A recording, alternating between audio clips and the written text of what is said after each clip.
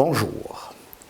Alors que le président de la République, Ali Bongo Ondimba, ne cesse de rappeler l'urgence qu'il y a pour son pays, le Gabon, de lutter contre des maux tels la corruption, le détournement des deniers publics, les malversations financières, bref, l'indélicatesse dans la gestion des affaires, de nombreux responsables en qui il a placé sa confiance continuent de vouloir défier les pièges tendus pour les ramener à un comportement plus orthodoxe.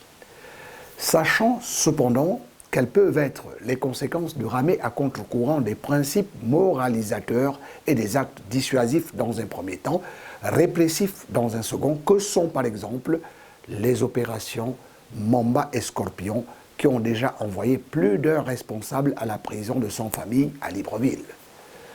Comme si cela ne suffisait pas, d'autres après eux s'illustrent par une attitude désinvolte, blâmable et à réprimer.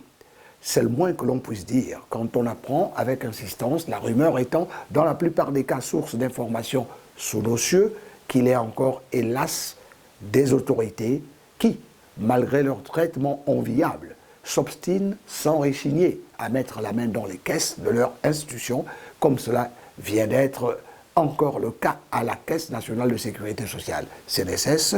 où le patron de la comptabilité qui séjourne actuellement à la prison de Libreville a, avec la complicité de l'administrateur provisoire qui sera entendu ce vendredi 14 octobre 2022, détourné la coquette somme de 250 millions de francs CFA destinés à 4 agences de l'intérieur du pays. La destination prise par l'argent reste jusqu'ici inconnue, quand bien même l'on sait à travers des chèques émis que cette somme a bien été décaissée et les sous encaissés. Voici qui vient poser la question sensible des enquêtes de moralité qui présidaient les choix du temps de nos dévanciers. Parce qu'il est inadmissible qu'au moment où l'on constate que la CNSS est exsangue et que l'on tente de renflouer par divers moyens ses caisses dans le but de lui éviter des difficultés dans l'accomplissement de ses missions régaliennes, payer par exemple les pensions retraites et d'honorer ses charges, y compris salariales,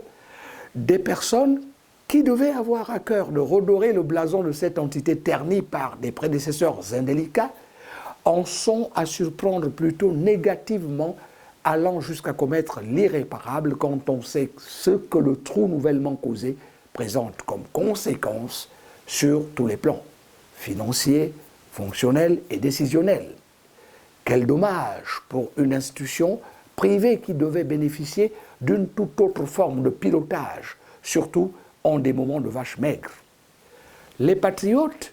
espèrent que la justice sera dite dans les règles de l'art et que la destination prise par l'argent détourné sera localisée pour qu'il soit retourné aux bénéficiaires qui l'attendent, c'est évident, avec impatience pour qu'ils servent utilement au déploiement de leurs activités au lieu d'aller dormir dans des comptes individuels. C'est donc dire que l'épilogue de cette énième affaire scandaleuse de détournement est très attendu par les Gabonais qui ont hâte de voir leur pays voguer sur des eaux de plus en plus stables. À très bientôt.